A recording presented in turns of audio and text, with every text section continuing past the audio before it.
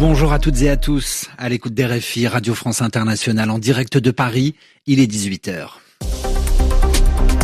Le journal en français facile.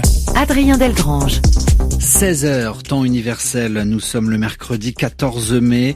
Au sommaire de cette édition, Donald Trump est arrivé au Qatar avec l'annonce d'un contrat économique présenté comme historique. Dans ce journal, nous reviendrons aussi sur cette levée des sanctions américaines annoncée hier contre la Syrie. Quelles sont désormais les conséquences pour les Syriens, nous explique dans un instant Justine Fontaine. Autre titre, le Premier ministre français, François Bayrou, auditionné, écouté en ce moment sur l'affaire dite Betaram, affaire d'agression sexuelle. Et puis enfin la Mauritanie, l'ancien président mauritanien, le président Aziz, condamné en appel lors d'un second procès à 15 ans de prison ferme pour enrichissement hors la loi. Voilà les titres, soyez les bienvenus.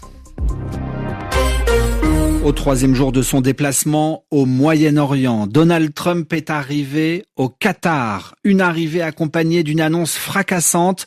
Le président américain dévoile la plus importante commande d'avions dans l'histoire de Boeing, dit-il. La compagnie aérienne Qatar Airways a passé une commande de 160 avions pour une valeur de 200 milliards de dollars. Hier, Donald Trump a fait une autre annonce aux conséquences importantes pour les Syriennes et les Syriens. Il a décidé de lever les sanctions américaines contre la Syrie.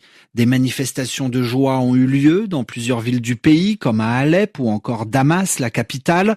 Une grande partie des sanctions, comme par exemple l'interdiction des investissements américains en Syrie, date de 2011 et visait à pénaliser le régime du dictateur Bachar el-Assad. Aujourd'hui, en 2025, après 14 ans de guerre, l'économie du pays est dévastée. Justine Fontaine, bonjour. Bonjour Adrien, bonjour à tous.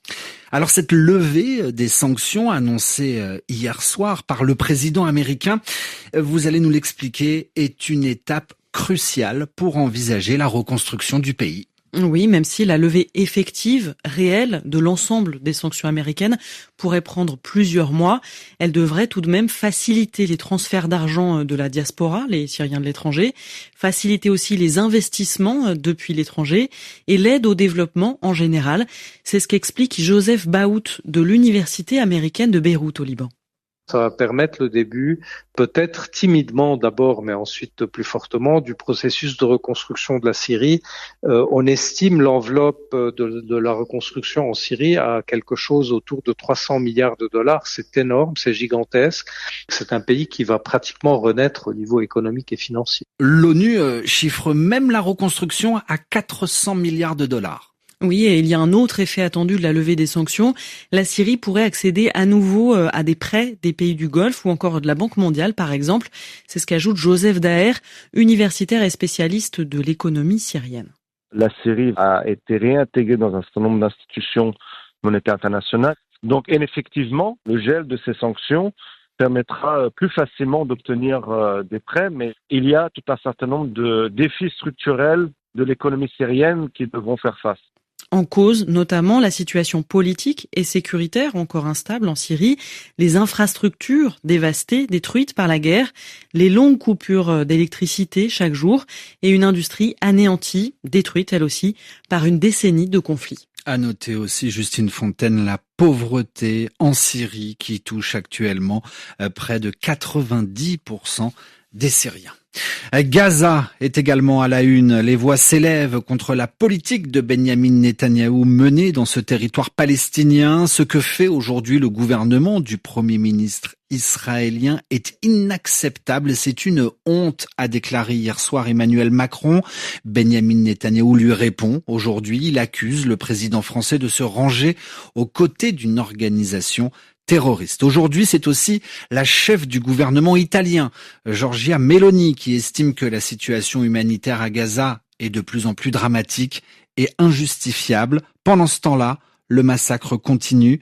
La défense civile palestinienne fait état de 80 morts victimes des frappes israéliennes depuis le début de la journée dans la bande de Gaza. L'actualité sur le continent africain, l'armée centrafricaine a été visée par une attaque ce matin à l'aube à Ouada, dans le nord-est du pays. 5 militaires ont été tués ainsi qu'un civil. 250 personnes ont trouvé refuge, se sont protégées dans la base de la MINUSCA, la base emmenée par les Nations Unies. Je vous le disais dans les titres, un tribunal de Nouakchott vient de condamner en appel, lors d'un second procès, à 15 ans de prison ferme l'ancien président mauritanien Mohamed Ould Abdelaziz. Il était jugé depuis novembre 2024 pour avoir abusé de son pouvoir afin d'amasser une immense fortune. RFI à Paris, il est 18h passées de 6 minutes. Venons-en à l'actualité française. Depuis maintenant un peu plus d'une heure, François Bayrou s'explique sur l'affaire dite Betaram, du nom de cet établissement scolaire où les élèves ont subi des violences physiques et sexuelles. Le Premier ministre est convoqué par une commission d'enquête.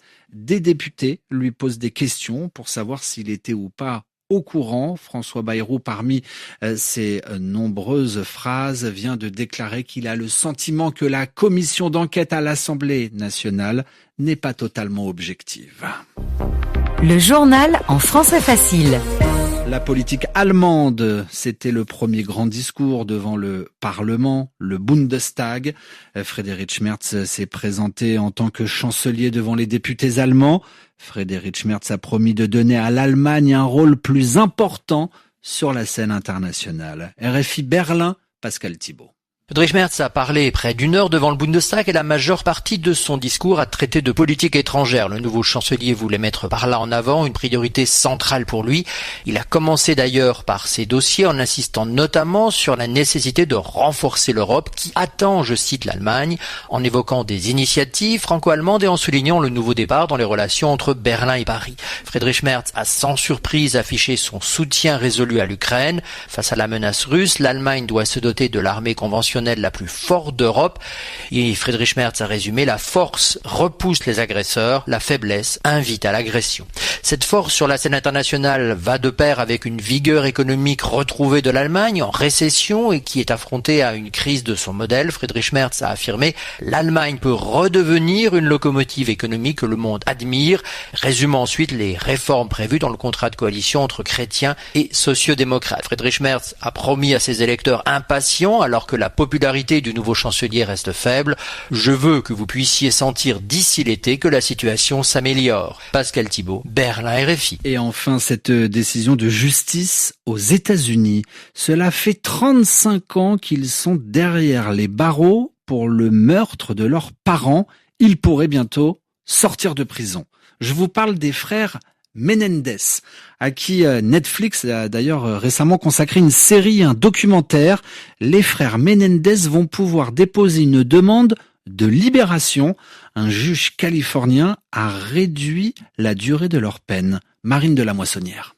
En 1996, à l'issue de 2 procès très médiatisés, les frères Menendez avaient écopé de la perpétuité incompressible pour avoir assassiné leurs richissimes parents. Hier, un juge californien a réduit cette peine après une audience au cours de laquelle les 2 frères âgés de 54 et 57 ans, devenus des détenus modèles, ont assumé leurs actes. Ils se sont excusés d'avoir tué leurs parents qui, affirment-ils, abusaient sexuellement d'eux, et ils ont reconnu qu'ils n'auraient jamais dû se faire justice eux-mêmes. À la sortie du tribunal, leur avocat, Marc Geragos, a confié aux journalistes présents sa satisfaction que le juge les ait entendus.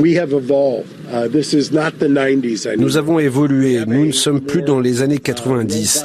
Nous avons une compréhension plus solide de beaucoup de choses. Tout ce que je sais, un jour comme aujourd'hui, c'est que la rédemption est possible. Les frères Menendez ont accompli un travail remarquable. Après 35 ans, c'est un grand jour. Les frères Menendez sont soutenus par de nombreuses personnalités comme Kim Kardashian, mais surtout par leur propre famille. 35 ans, c'est suffisant, a expliqué une cousine au tribunal. Nous leur avons pardonné, ils méritent une seconde chance. C'est désormais au gouverneur démocrate de Californie que revient la décision finale. C'est la fin de ce journal en français facile réalisé aujourd'hui par Hélène Avril. Merci à elle. À demain pour une nouvelle édition.